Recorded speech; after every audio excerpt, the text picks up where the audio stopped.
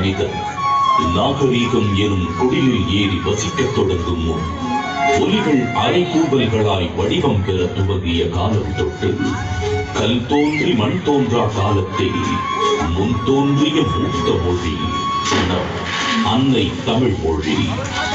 காலமெல்லாம் கடந்து நிற்கும் நம் தமிழ் மொழி உலகில் மிக பழமையான மொழி என்று கருதப்படுகிறது.